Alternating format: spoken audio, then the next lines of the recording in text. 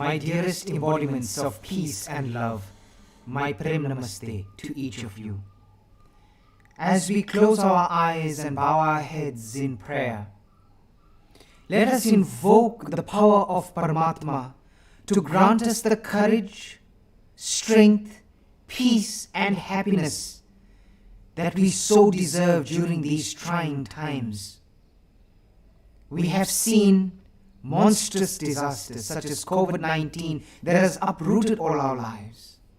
The recent racial tensions and severe unrest that has kept us all in high alert with tension, anxiety, and so much of uncertainty. Let us together pray that we may have the strength to overcome this with His divine grace.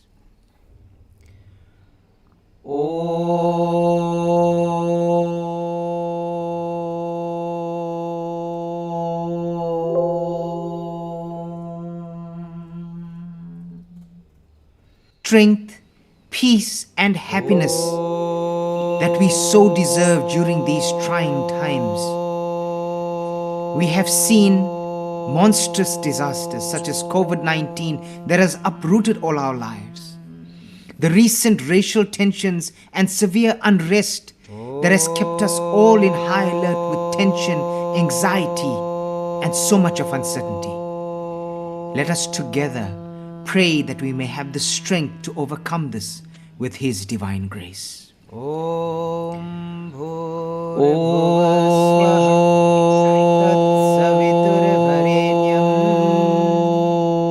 Bhargo Devasya Dhimahi Dhiyo Yo Nah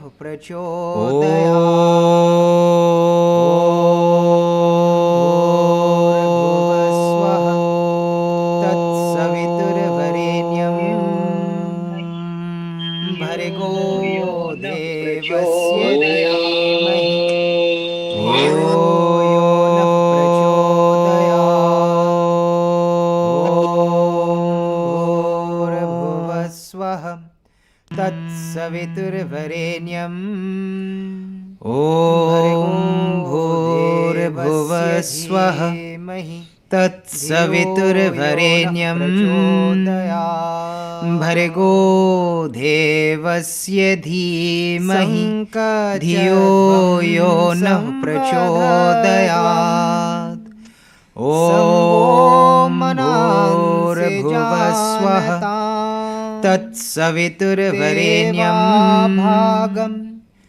भर्गो देवस्य धीमहि धियो यो नः प्रचोदयात्।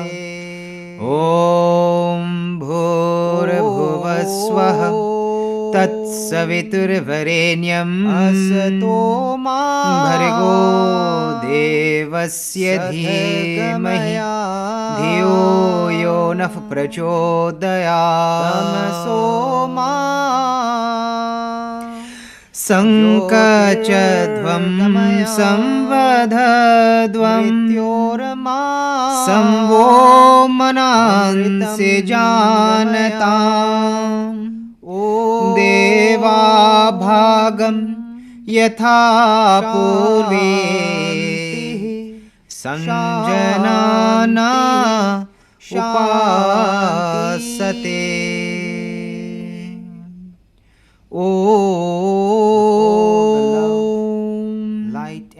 असतो मा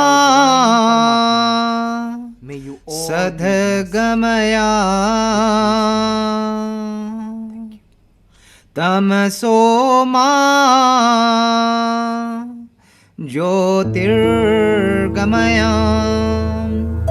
मृत्योर्मा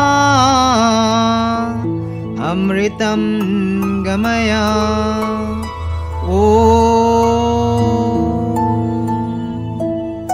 शान्तिः शान्तिः शान्तिः।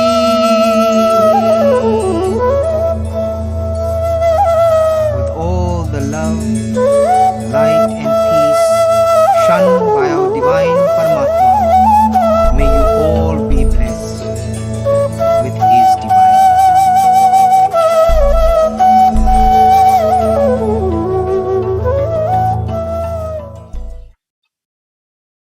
Thank you, Swamiji. May I please remind everyone to mute your devices once again. Pujya Swamiji is present. Mr. Mac Maharaj. Thank you, and Swamiji. Distinguished guests. May I please remind everyone to mute your devices once again. Pujya Swamiji is present. Mr. Mac Maharaj. Thank you, and Swamiji. Distinguished guests. May I please remind everyone to mute your devices once again. My apologies for that. I think there's something going on in the background. Lekha? Namaste, Aarti. It's actually participants need to mute themselves. So someone's not muted, and I think they've also got Facebook on, so it's coming. There's a feedback. All right, because it's echoing what I'm saying. Yes. Please, people must mute themselves. Pujya Swamiji is present. Mr. Mac Maharaj and distinguished guests, all protocols observed. On behalf of the officials and members of the Arya Samaj South Africa, I am honored to extend a warm and cordial welcome to one and all of you on this very important occasion of the biennial memorial lecture of Pandit Nardev Vedalankar. To give you a brief insight into the Arya Samaj movement, for those of you present who do not know, the Arya Samaj movement was started in Bombay, India, under the guidance of the dynamic sannyasi, Swami Dayanand Saraswati. As a reform movement, it brought about revolutionary changes in the religious, social, and educational fields. This enlightenment was not only confined to India, but traversed many lands where Indians had settled due to the introduction of the indentured labor system by the British who had colonized those lands. Here in South Africa, the Arya Samaj movement served as a beacon of light to the indentured laborers who had lost all hope of being able to practice their religion and thus becoming victims of conversions to other religions. There was an urgent need for preachers and teachers to be brought to South Africa. And in the early 1900s, we welcomed Professor Bhai Parmanand, who sowed the first seeds of the Arya Samaj movement in South Africa. He created a religious awakening so that the Hindu people could take pride in their religion and nationality, which had degenerated spiritually and religiously. Swami Shankaranandji, some 3 years later, brought about a consolidation of the Hindu community under the banner of the South African Hindu Mahasabha. The establishment of the Arya Pratinidhi Sabha, South Africa, saw the arrival of many preachers to advance the cause of Vedic thought. There was one such teacher who came and made South Africa his home. He was none other than Pandit Nardev Vedalankar. Born in Surat, India, Pandit Nardev Vedalankar arrived in Durban on the 27th of November, 1947. He was invited here by the Surat Hindu Education Society as a Gujarati teacher.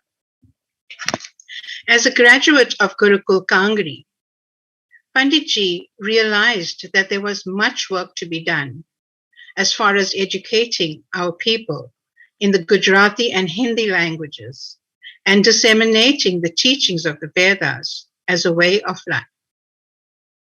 To achieve this, Panditji created the institutions like the Hindi Siksha Sangh of South Africa and the Gujarati Shikshan Mandal. He wrote the syllabi and authored and published books so that there was a systematic methodology applied to the teaching of Hindi and Gujarati. His close association with the Arya Pratinidhi Sabha of South Africa saw him play an active role in bringing about the two very important standing committees of the Sabha, the Ved Niketan and the Vedic Purohit Mandal, or the Vedic Priest Academy.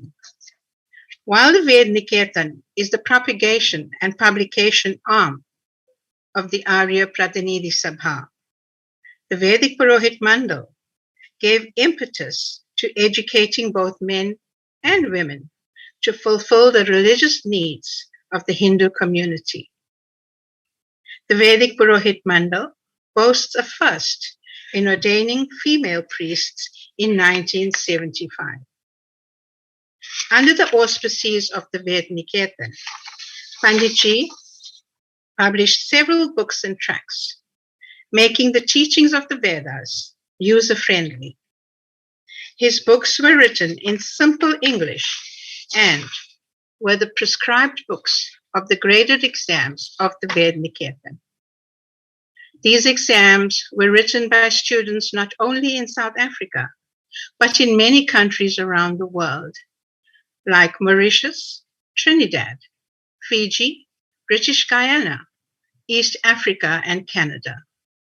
And today, the legacy lives on, making Panditji an international figure. In 1981, his magnum opus, Shastra Navanitam, a concise study of Hindu scriptures, was published. This should be the handbook, not only of every Hindu, but of every human being.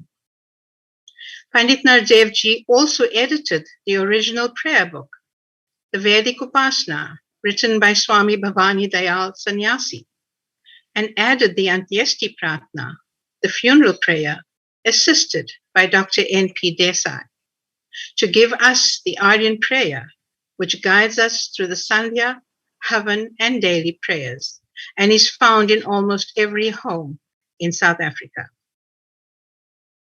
While I make mention of Panditji's various publications, I must not forget to pay tribute to those who assisted Panditji with the translation of the writings in English. And they were Mr. Sukraj Chote, Bhai Ram Bharos, Mr. Manohar Somera, Mr. Premdat Bhagwandin, Dr. Bisram Rambilas, and many others. A firm believer in the Sanskrit phrase, Vasudhaiva Kutumbakam, the world is one family, Panditji was eager to share his knowledge with the African community, given the new political climate at that time. So he set about having his works translated into isiZulu with the assistance of a professional translator. Unfortunately, due to ill health, the rest of the work was left incomplete. However, a certain Charles Ancore of Ghana, having read some literature of the Vedalankar, was inspired to study under the tutorship of Pandit Nardev ji. And during his period of study, Charles Ancore lived with Panditji and his family. And on completion of his course, he left our shores as Pandit Charles Ancore. On his return to Ghana, he successfully established a mission for the propagation of the Hindu religion, which brings to mind at the moment a statement made by the late Swami Satyaprakash in his presidential address of at the Diamond Jubilee of the Arya Pratinidhi Sabha, South Africa, in 1985. And I quote, "The future of Indians abroad is uncertain. You may be asked to leave these countries of your new adoption, or you may be pressurized to do so. Many Christians have left India, but Christianity still flourishes. Share your temples, your good practices, and your literature with the people of the lands in which you live today. I am not worried if you have to leave your country of adoption. I am worried that the Arya Samaj, the Vedic way of leading life, has to get out with you." And Pandit Nardev ji, being the visionary that he was, shared the same sentiment and left us a legacy of learning the gems of the Vedas and sharing it with the rest of the world. Pandit Nardev Vedalankar ji was the leading light in our midst as he stimulated us spiritually, mentally, emotionally, and socially to develop as individuals, as a family, and a society. I thank you. Ladies and gentlemen, our next item on this program is a bhajan by Dr. Veena Lachman, accompanied by Rajesh Lachman, her brother.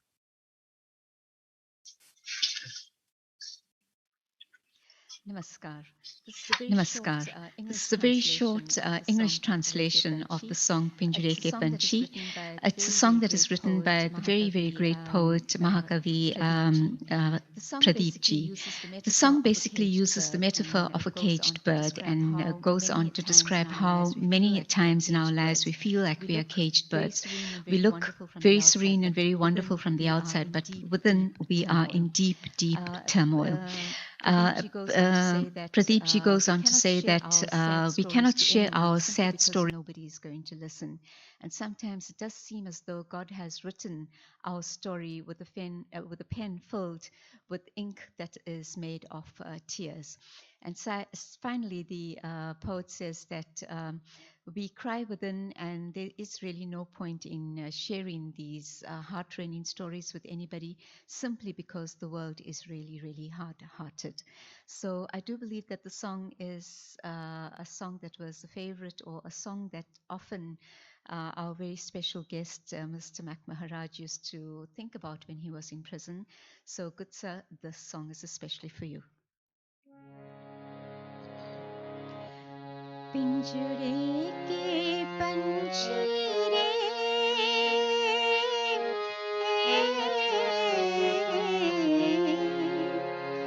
तेरा दर्द न जाने कौन, तेरा दर्द न जाने कौन, पिंजरे के पंछी रे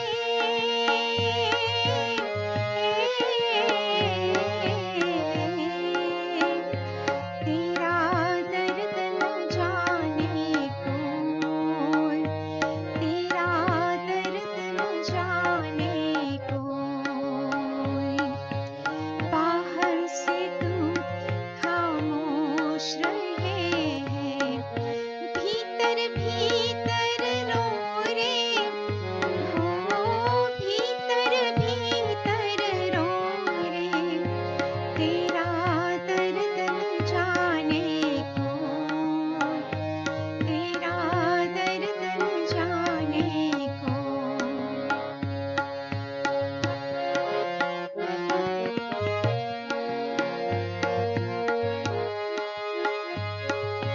कह न सके तुम अपनी कहानी, तेरी भी पंछी क्या जिंदगानी रे, विधि ने तेरी कथा लिखी, आंसू में कलम डुबोए, तेरा दर्द न जाने कौन, तेरा दर्द न जाने कौन, पिंजरे के पंछी रे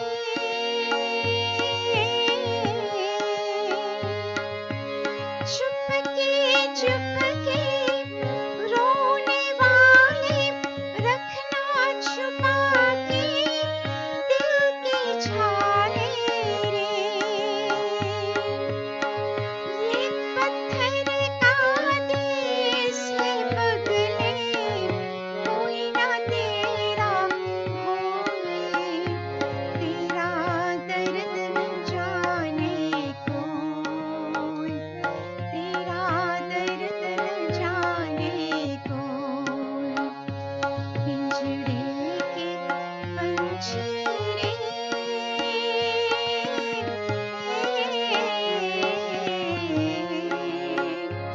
तेरा दर्द न जाने कौन, तेरा दर्द न जाने कौन, तेरा दर्द न जाने कौन, तेरा दर्द न जाने कौन।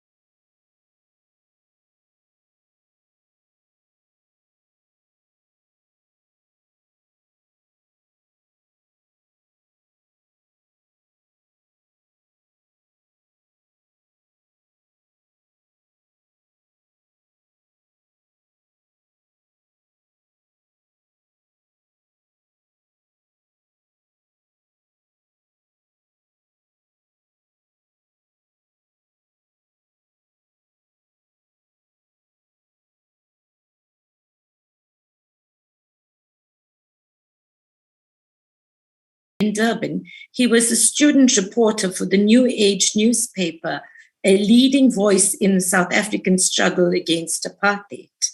He then went to the London School of Economics and to East Germany for training. In 1964, he was arrested in South Africa and imprisoned for 12 years on Robben Island. I first heard of Uncle Mac from my late uncle Manilal Samlal, who told me about his friend who was imprisoned for political activities. I think he thought he would stop me from being involved in politics. When Uncle Mac was released in 1976, he smuggled the biography of Nelson Mandela from prison. In 1977, he went into exile. During his exile, he slipped into South Africa many times to conduct the tasks of liberating the country from apartheid rule. Mac Mirage was on the executive of the ANC in exile, was a member of the Politburo of the South African Communist Party. He was head of Mkhonto Wesizwe Operation Vula and was responsible for ensuring communications between Nelson Mandela and Portsmouth Prison, and through him, political prisoners on Robben Island, the underground of the ANC in South Africa, and ANC in exile.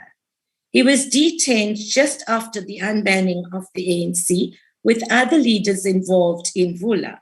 Upon his release, he was the Joint Secretary of CODESA, the forum that negotiated the transition from apartheid to democracy. Mac Mirage was the Minister of Transport in the first Democratic Cabinet of South Africa. Friends, Mac Mirage was the spokesperson for the former President Jacob Zuma, and I'm sure we all remember how he prepared us for Nelson Mandela's ultimate demise with the famous phrase, "He is critical but stable." So thank you, Uncle Mac, for agreeing to speak in this gathering assembled by the Arya Samaj and for always being accessible. It is my pleasure to call on our distinguished guest speaker, whose name speaks of truth and Ram, Satyendra Nath Raghunandan Ram, who is known to all as Mac Mirage. Please do unmute and share your views on the topic, Current Realities Are Reshaping Society and Values.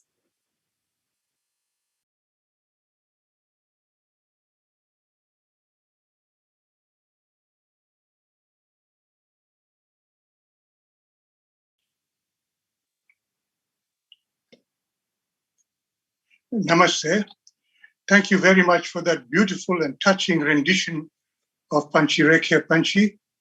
Indeed, it is a song that Lalu Chiba used to sing in the single cells of Robben Island, and it was taken up by a comrade from East London, Herbert Mkole, who used to also sing it. I'm grateful for the opportunity to participate in this biennial lecture in memory of Pandit Nardev Vedalankar. My point of reference is the ideal of Vasudhaiva Kutumbakam, that the world is one family, which Panditji practiced. Yesterday was the anniversary of the launch of the UDF.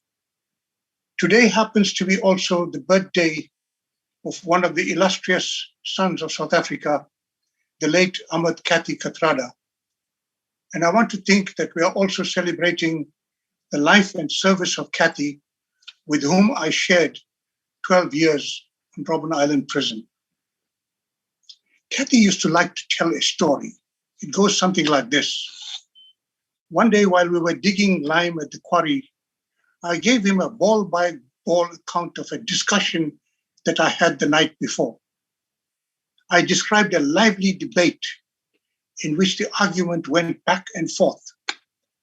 Kati was enthralled and he listened intently. In the end, he said, "But Mac, we're housed in individual cells. Who were you arguing with?" I replied, "I was arguing with myself." Since then, Kati spread the rumor that I was the person whose behavior led Amartya Sen to title his book of essays, The Argumentative Indian. Let this anecdote serve as a cautionary to all of you. If you find me arguing with myself today, do bear with me, and forgive me if I leave you more confused than when I began this talk. I'd like to frame my presentation in the context of the challenges that we share with the world. In doing so, I hope we shall better appreciate the dilemmas and the challenges facing South Africa. Climate change is the greatest threat to life on this planet and will invariably result in the mass extinction of millions of species humankind included. The signs are there. More frequent and intense droughts, storms, heat waves, rising sea levels, melting glaciers, and warming oceans. And the cause of climate change is mainly human activity, like burning fossil fuels, natural gas, oil, coal. The effects of climate change are pervasive. It is forcing us to fundamentally rethink our values and our behavior. Human society can no longer consider ourselves superior and holding dominion over other living creatures. Our vulnerability to nature is revealed. We are subject to the unalterable laws of nature. Our survival requires that we restructure production and consumption because we humans depend on other living things, on the natural environment, and the interdependence of the world's peoples and countries. No country on its own can chart our survival. That same message is embedded in the effects of globalization. Cross-border economic exchanges and the deepening integration of economies make it possible for us to envisage a world without want, a world without hunger. The share of the world's workers living in extreme poverty is falling. Between 2012 and 2021, China lifted 100 million people out of poverty. Globalization, however, brings with it a relentless drive to deepening inequality and the continuation of an economic order that locks the majority of the world's economy, locks them out. At the same time, Hans Rosling, the statistician from Sweden, presents evidence that over the last 200 years, beginning with the first industrial revolution, all countries, he says, are inexorably moving towards that corner that he calls in his animated graph, the healthy, wealthy corner. But globalization has weakened the ability of states to manage their economies. The integration of the economies has been at the expense of democratic representation. Increasingly, generating incomes and creating jobs is managed through uncontested and unaccountable private institutions and market structures. The answer, however, to removing or mitigating these harmful effects does not and cannot lie in retreating to economic nationalism. No country on its own can fashion effective responses. So what is needed is open dialogue committed to the structural transformation of the economy, supported by international trade, financial and production relations, so that we can close the gap between the more affluent countries on the one side and the newly industrializing economies on the other. We need to find a way to regulate the economy, both at the state, the interstate, and the global levels. Thirdly, our world is defined by the fourth industrial revolution. At the heart of this phenomenon is accelerating technological innovation, which is generated by the fusing the physical, the biological, and the digital worlds. There appears to me to be no limits to the possibilities that arise when billions of people are connected by mobile devices with unprecedented processing power, storage capacity, and access to knowledge.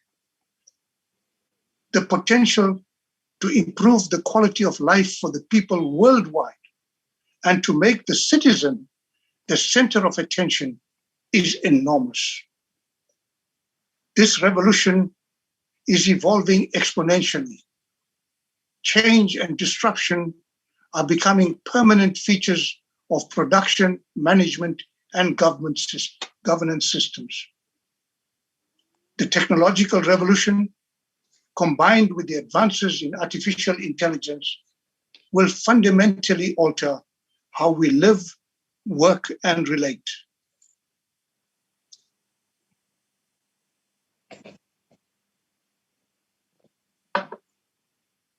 It has the potential to transform agricultural production, distribution, and consumption.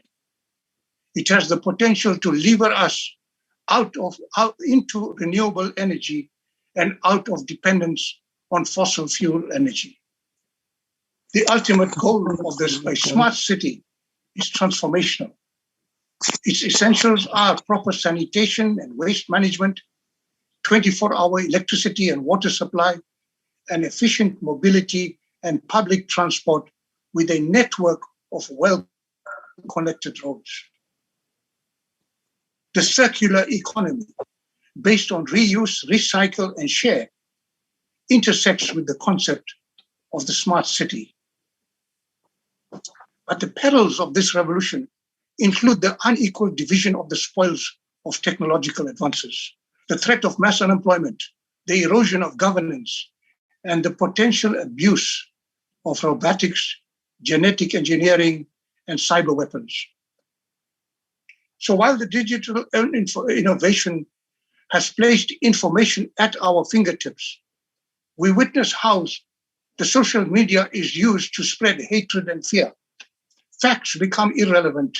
Truth is of no consequence. The one-liner and the tweet become potent vehicles to invoke fear, hostility, and anger, which are the breeding ground for violence.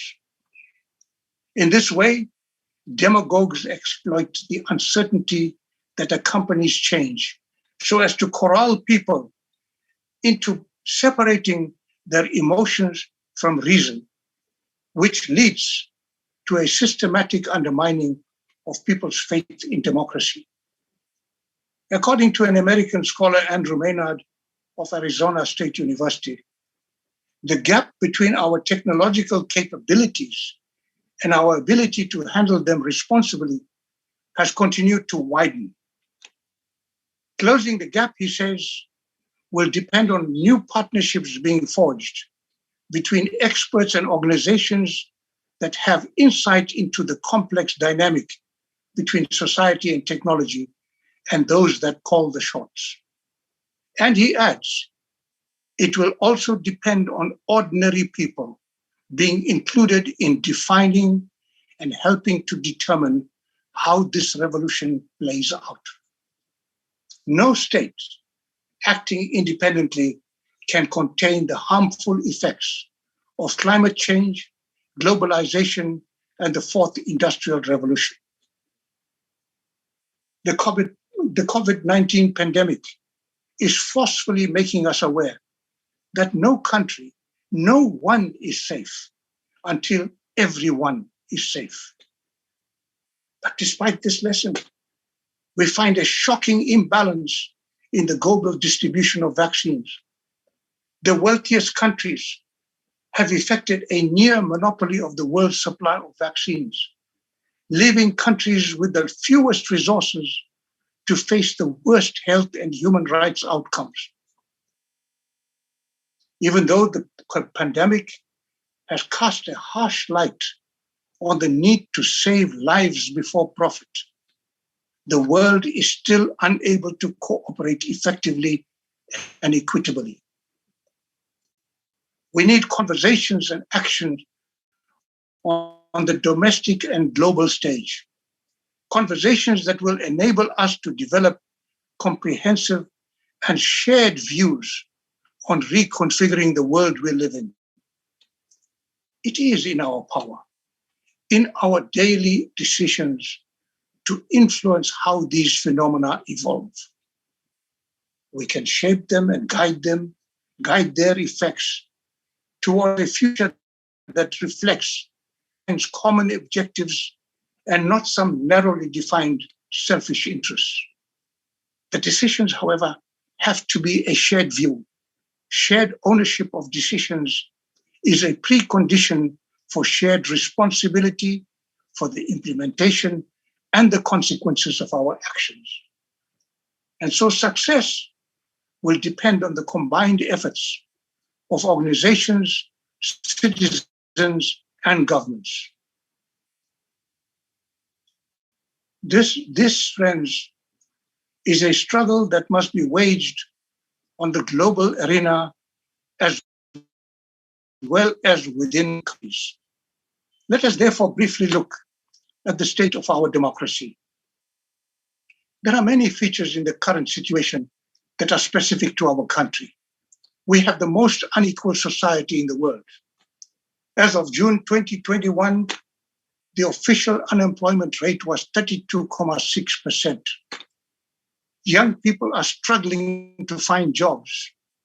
Corruption is not only widespread, but it has become systemic. And on top of that, we are witnessing a broad-ranging attack on our democracy and our constitution.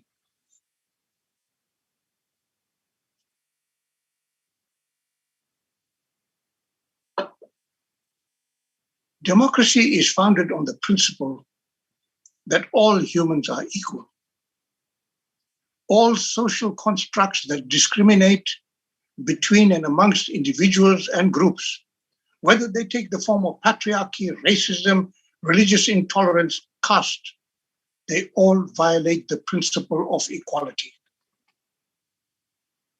Democracy allows for the mediation of conflicting interests in society without the conflicts degenerating into civil strife and violence to bring about change.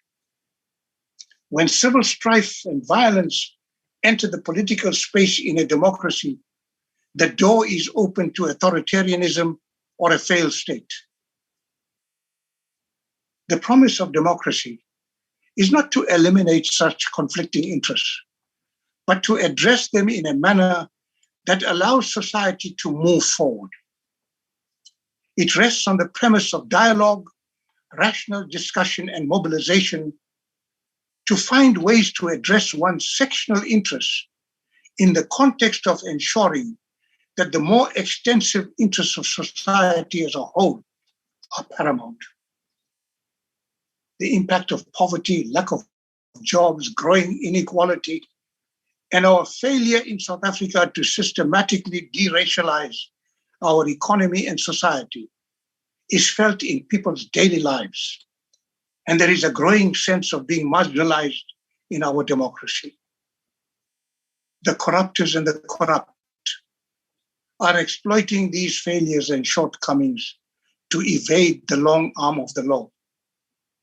As their Stalingrad tactics in the courtrooms are exhausted, their desperations outside the courtrooms grows.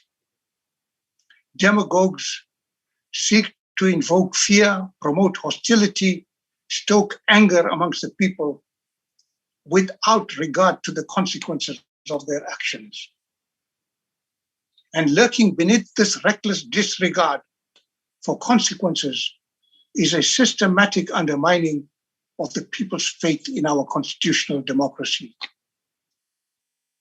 Instead of holding the executive accountable, ensuring that it carries out its mandate and does not abuse power, they seek to disempower it. Instead of strengthening the role of parliament, they strive to immobilize it as the people's voice. Instead of enhancing the capacity of the system to uphold and enforce the law, they work to undermine public trust in our judiciary.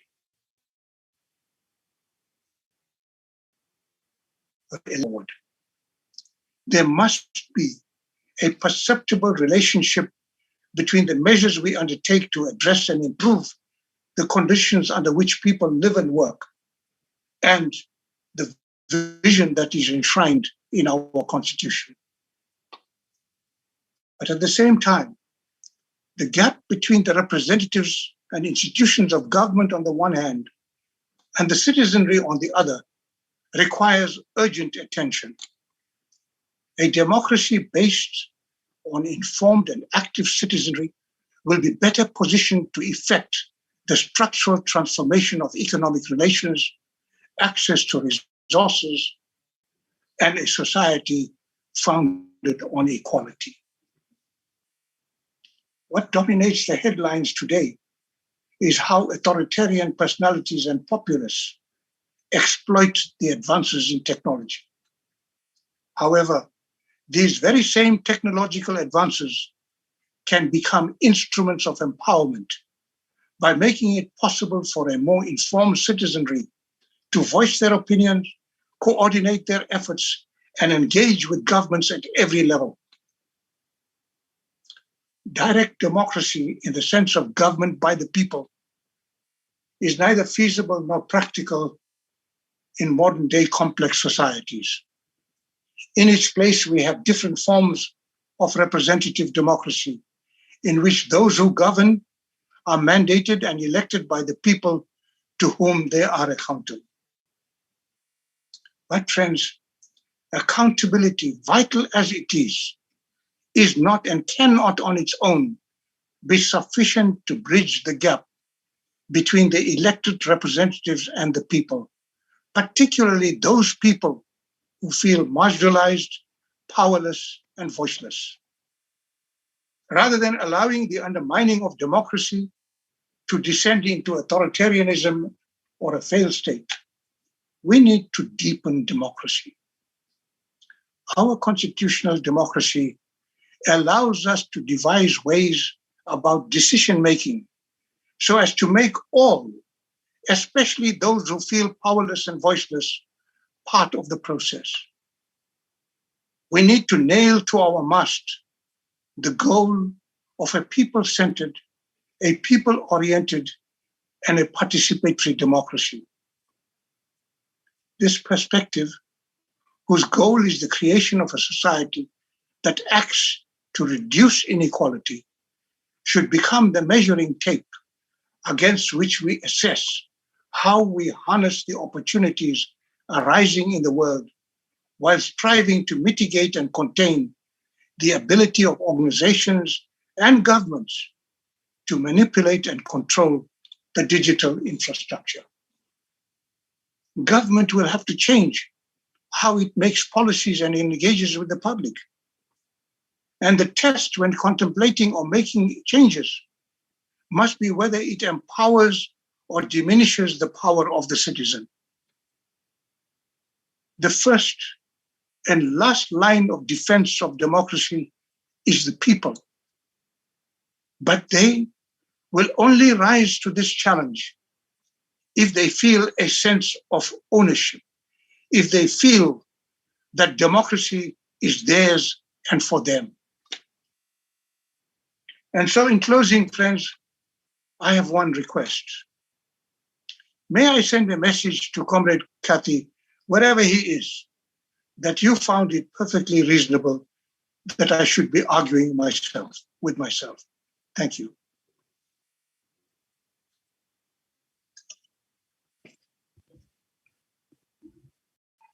Thank you, Mr. Maharaj,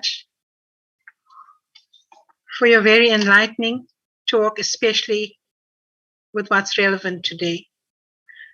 I've listened to it so carefully, and all I can say to you is, Panditji, in one of his tracts that he had published on the transformation from individualism to collectivism, is exactly what you spoke about. You know, we need to take ourselves and take our progress away from ourselves and take it forward to the people and let the people progress. And once the people progress, they will feel that ownership of the democracy. So it's so good and it's so relevant that you had mentioned this today. It's so in keeping with a lot of Panditji's publications, and it's so in keeping with the principles of the Arya Samaj. Thank you very much for that, Mr. Maharaj. I wish we had more time. I could ask for comments, but we don't have that kind of time at the moment. I would like to say to the organizers of today's lecture that we should think about the conversations that Mr. Mac Maharaj has spoken about, and let's start these conversations earnestly. Thank you. Thank you, Mr. Maharaj, once again. Ladies and gentlemen, I see Swami Aryavesh and Swami Aditya Vesh are on. Namaste, Swamiji. Our swagat. Swamiji, Swami Aryavesh or Swami Aditya Vesh. Ladies and gentlemen, the next item on our program is another bhajan by Dr. Veena Lachman.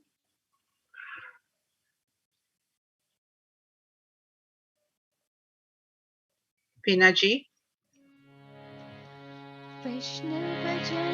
वैष्णव भजन तो तेने कहीं पीर पराई जाने रे वैष्णव भजन तो तेने कहीं जे पीर पराई जाने रे कर दुखे उपकार करे तोए मन अभिमान ना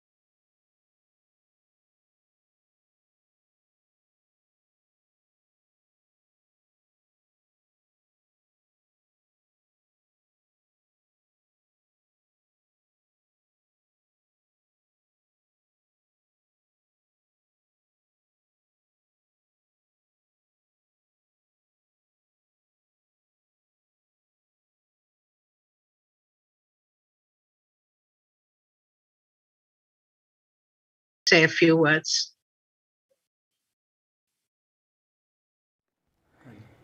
Namaste to everyone. Respected Chairman, sir, I am thankful to Arya Pratinidhi Sabha of South Africa and organizers of Pandit Nardev Vedalankar Biennial Memorial Lecture. On behalf of Sarvadeshik Arya Pratinidhi Sabha and World Council of Arya Samaj, I want to say Pandit Nardev ji was a great scholar who inspired us to understand that dharma is the eternal and inherent nature of reality, regarded in Hinduism as a cosmic law underlying right behavior and social order. He was a great leader and stalwart of Arya Samaj. Pandit Nardev ji immigrated to South Africa in 1947 and joined the Indians settled in Durban. He was a pioneer who crossed many new frontiers during dark days of apartheid and served the community on dharma, spirituality, language and culture. He initiated many organizations and programs, all of which have continued post his death in 1994. Setting up of Vedaniketan that administers the graded course in Hinduism, the Veda Jyoti, Journal of the Arya Samaj in South Africa, and the concept of Deep Dan for sustainability, Hindi Shiksha Sangh, of which Hindwani Radio is a main institution which is fulfilling a vital cultural need of the community, are the major achievements and activities of Pandit Nardev ji. Pandit Nardev ji was an iconic figure in South Africa who promoted dharma and moved it forward. After retirement, he had joined leaders of other faiths to open Kodesa and the democratic parliament with prayers. Remembering Reverend Pandit Nardev ji, we should follow the principles of Vedas as mentioned in Rigveda Sangathan Sukta. Sangachadvam samvadadvam samvo manansi janatam deva bhagam yatha purve sanjanana upasate. It means all of we should go collectively. All of we should speak collectively. All of we should think collectively, and we should cooperate each other in every field of life. South Africa is a very special place for us. A number of our brothers and sisters settled and carved a life for themselves. Having left the shores of India, they became pioneers in farming, retail trade, and other professions in South Africa. Our forefathers struggled and fought against the rule of Britishers during apartheid period. Bhai Parmanand, an Arya Samaji scholar and leader, visited South Africa in the early 1900s and sowed the seed of the Arya Samaj there. We are proud of the progress that the generations of South Africans of India origin have made. Swami Bhavanidayal Sannyasi was the first South African Swami. He was the president of Arya Samaj South Africa and also the president of Natal Indian Congress. South Africa gave the world Nelson Mandela, who was very broad-minded and bold mass leader, who remained in jail for 27 years. At present, the current time is difficult, and it is the need of the time that all of us should obey the path of communal harmony, peace, and non-violence. We have full faith that future leaders of South Africa will arise to lead the society to unity, diversity, and peace. We were saddened to see the images of violence and unrest that you recently experienced in Durban. We know that it was the experience of of apartheid that made Mohandas Karamchand Gandhi a champion of non-violence, a real Mahatma. Gandhiji began to develop the moral strength to fight violence with non-violence in South Africa. Like Gandhiji and all other leaders who visited you and struggled with you for freedom have said, you are first and foremost South African. I too say that you have toiled and built South Africa. As Arya Samaj members, you have the 10 principles of Arya Samaj to guide you to work with all races, all faiths, rich and poor, to make this world and South Africa a better place.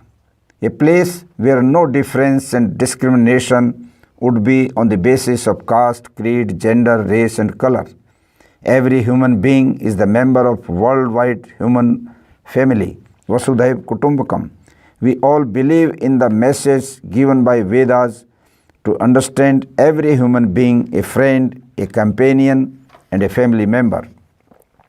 During COVID-19 crisis, you have introduced your spiritual sentiment by helping us and needy people even in South Africa by sending relief equipments and other food commodities. I give a lot of thanks to you all for the support you gave us during our COVID crisis. Lastly, I want to give my concluding comment that Pandit Nardev ji left a sound legacy. This memorial for Pandit Nardev ji helps us all to remember and believe that Dharma can only take forward through dedication and sharing of knowledge.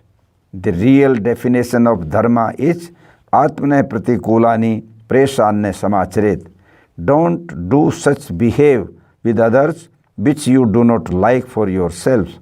I again give my lot of thanks to Arya Pratinidhi Sabha South Africa and the organizers of this biennial memorial lecture in memory of late Pandit Nardev Vedalankar ji, that they gave me this opportunity to say some words in his memory. Thank you. Namaste.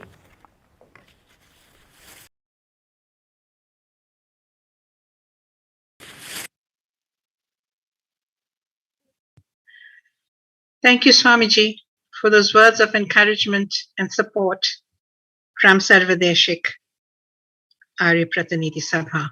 Thank you also for delivering such a lovely talk at such short notice. Ladies and gentlemen, we are going to move on now. We're almost towards the end. Our next item is a speech by Pandit Kiran Satgur. Pandit Kiran Satgur is the Deputy President of Arya Samaj South Africa and a chaplain in the Navy. Pandit Satgur.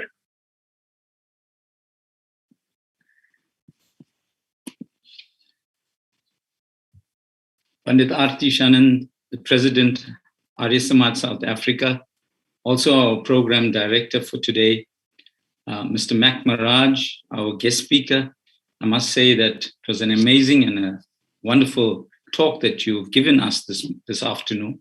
It's given us a lot of food for thought, and especially in terms of the future of this country. Our Puja Swamis that are with us, Swami Aryavesh, Swami Vedanand, Swami Aditya Vesh, and I believe Swami Maitreya may be with us.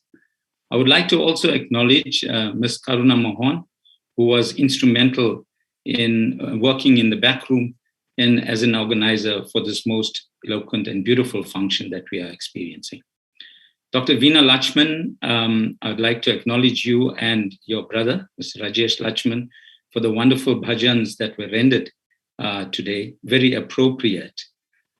Also, I would like to also acknowledge Dr. Bisram Ramvilas, officials and affiliates of the Arya Samaj South Africa, and participants that are with us from different parts of the country, and also those that have joined us from different parts of the world. My Prem Namaste to you once again. The Arya Samaj movement was founded in the 19th century by its dynamic leader, Swami Dayanand Saraswati, in 1875. This has been echoed by Artiben, Swami Aryavesh, and various other great leaders, speakers that you would have heard in the past. It is essentially a religious institution, but it's also been involved in the secular struggle for social, educational, cultural, and political reform since its inception.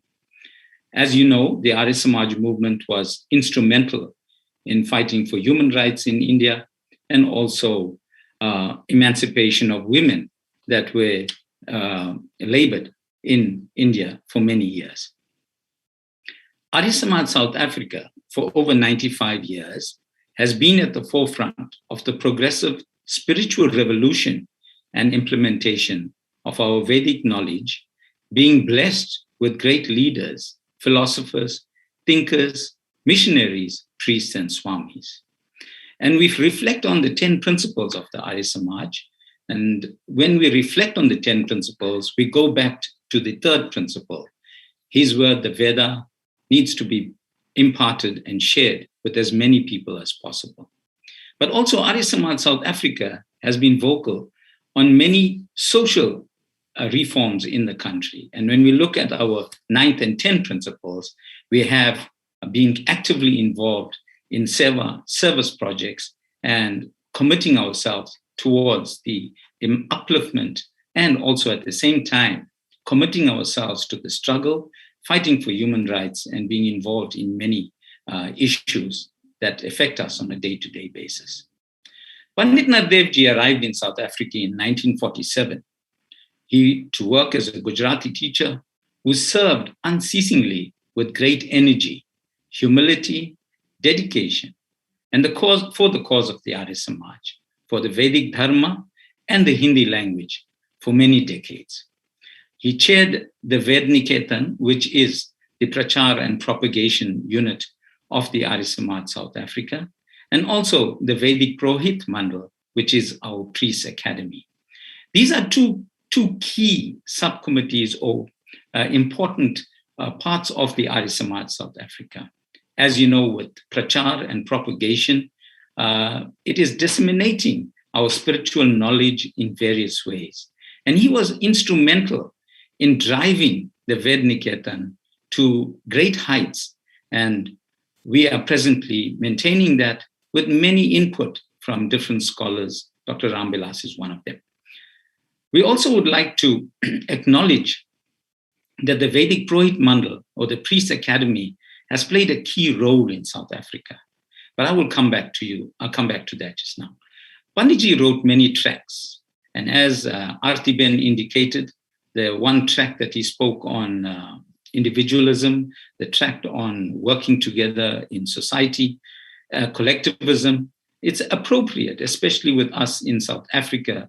We need to start looking at moving in a very strong social direction, equality, and breaking down the racial biases that we have. As we said, that he wrote many books and compiled publications which are ongoing. It runs regular Vedic study classes, and that's the Vedniketan, offering enrichment courses to the public. Its ever popular graded Hinduism examinations in English are offered throughout the country. I know for a fact that when Arya Samaj was based in Carlisle Street, the Vedniketan was a very powerful wing of the Arya Samaj South Africa. Our books were being distributed throughout the country, throughout different parts of the world. We also had the use of many priests that went out and propagated in different schools, different centers, and getting youngsters involved in the graded examinations. One of them was Pandit Dharmanand Raghubir, who was very motivated in going throughout the schools in KwaZulu-Natal, mainly based in Durban, some in Pietermaritzburg, and he was able at some stage to get a very huge number of students that were enrolled in the Vedniketan exams. The Vedniketan was also instrumental in setting up essay competitions, which were hosted in partnership with schools, promoting wholesome values. The Ved Jyoti, which is also a flagship of the Vedniketan, is published quarterly and distributed through a wide network of affiliates and organizations. The Aryan prayer, which was compiled and set up by the Vedniketan, obviously Panditji played a key role in putting the Aryan prayer in sequence, has become a household book, which is used in most of our prayers. It is a book of reference in terms of the interpretation of our mantras and also the procedure in conducting our daily yajnas, our sandhyas, even the Antyeshti Pratna, the prayers that's involved with our funerals. The Aryan prayer is a constant publication of the Vedniketan and the Arya Samaj South Africa. It is changing, and we are trying to make it even more user-friendly. The coming publication will be something that we will really enjoy and something to keep close to you in your home.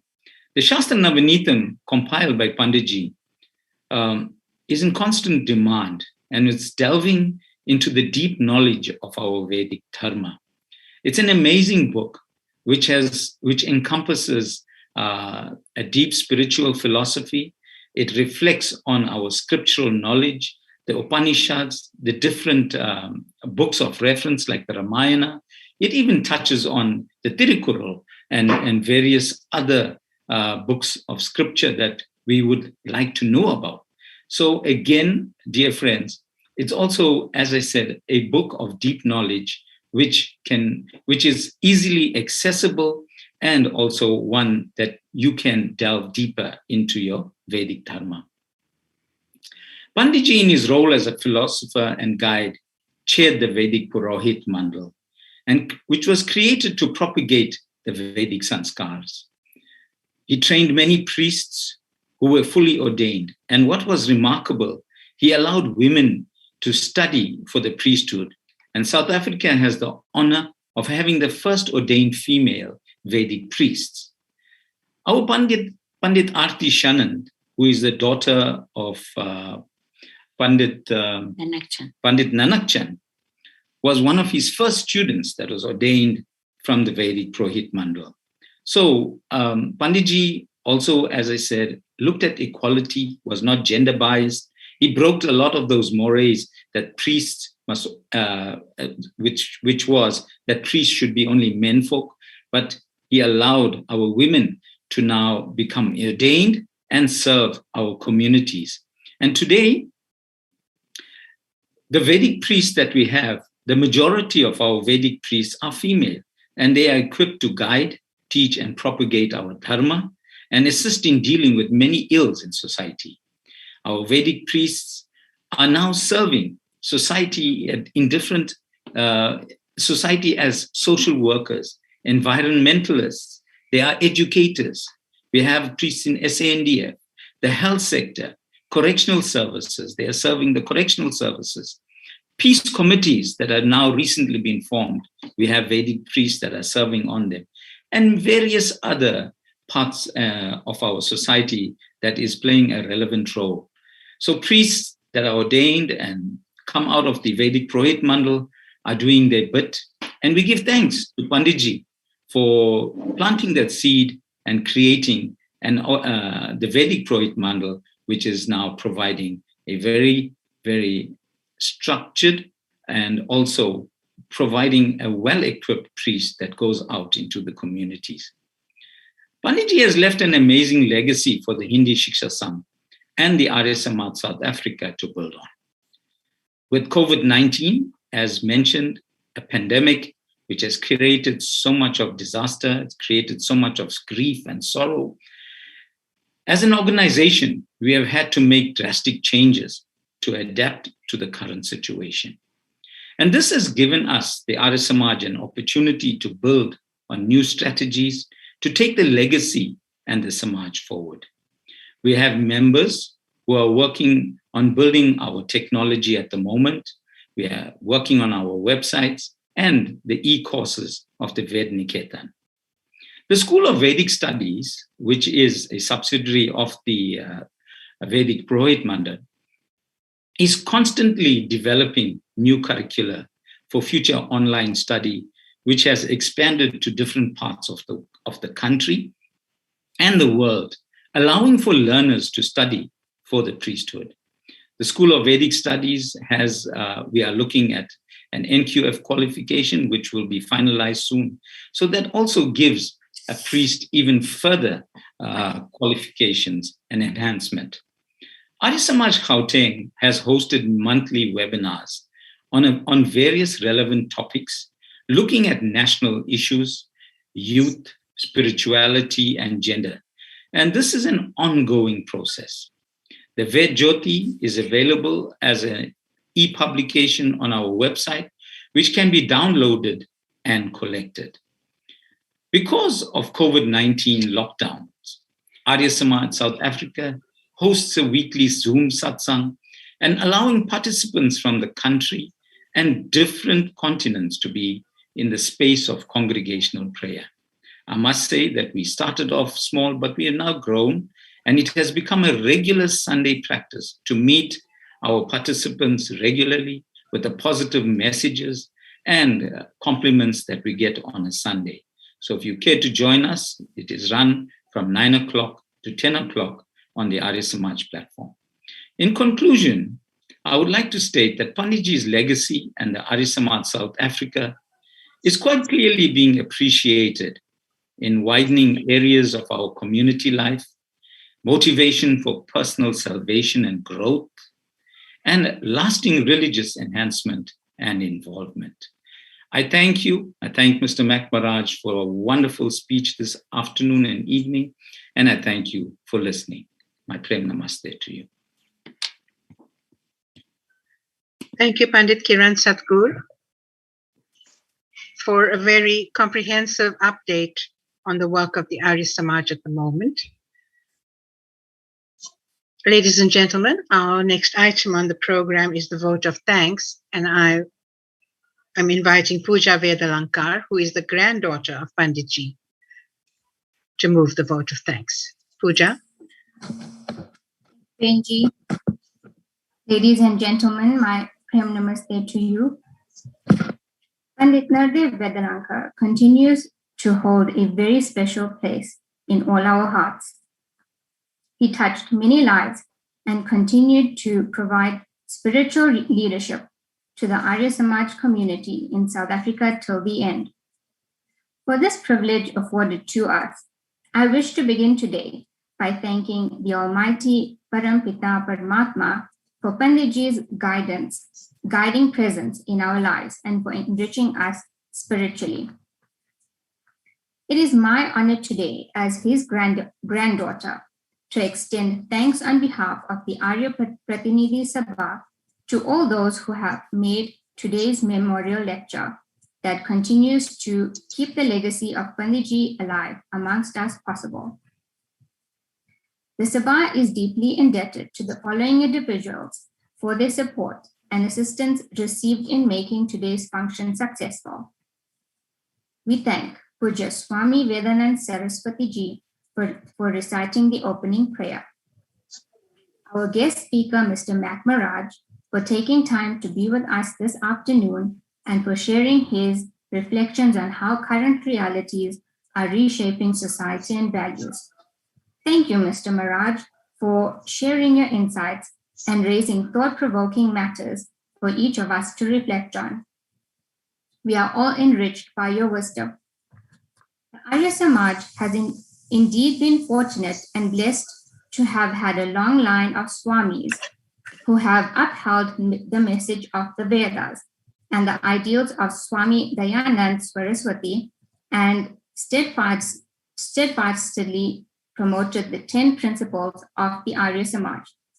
Puja Swami Aryavesh Ji, for this we are grateful to you for your powerful message.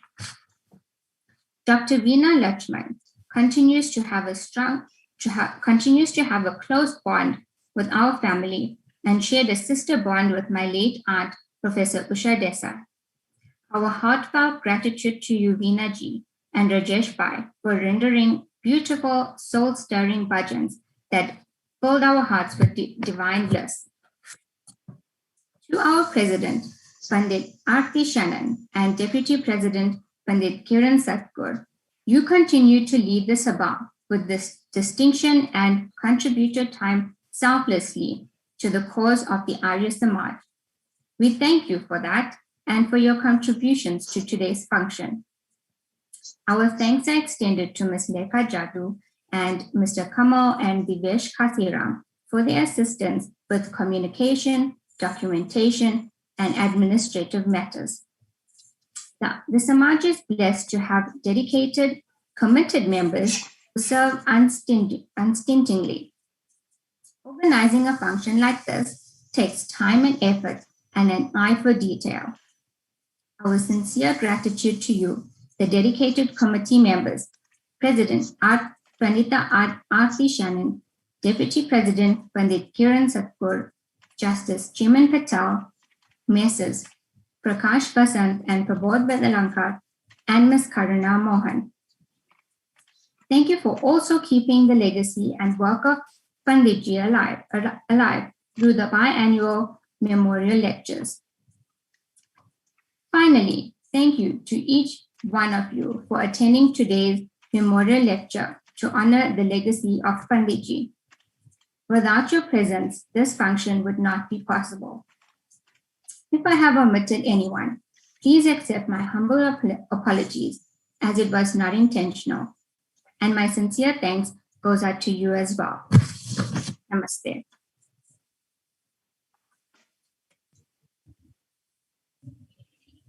Thank you, Pooja, for your kind words of gratitude.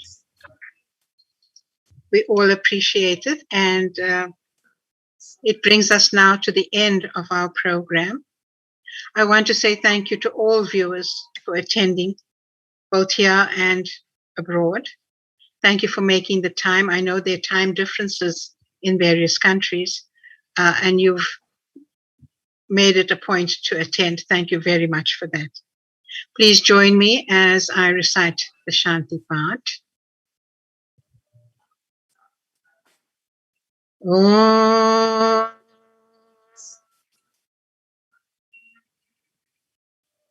Dhyau Shantiranthariksham Shantihi Prithivi Shantirapa Shantir Oshadaya Shantihi Vanaspatayah Shantir Vishwe Devaha Shantir Brahma Shantihi Sarvam Shantihi Shantir Eva Shanti Sama Shantir Edhi Om Shanti Shanti Shanti. May there be peace in the heavenly region and the atmosphere. May peace reign on the earth. Let there be coolness in the water. May the medicinal herbs be healing and the plants be peace-giving. May there be harmony in the celestial objects and perfection in eternal knowledge. May everything in the universe be peaceful. Let peace pervade everywhere. May that peace abide in me. May there be peace, peace, peace. Om Shanti, Shanti, Shanti. Namaste and thank you.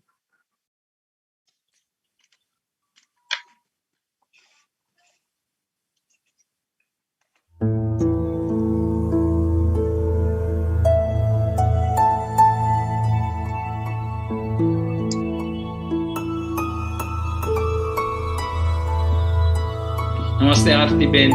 Thank you. Namaste, Kiran.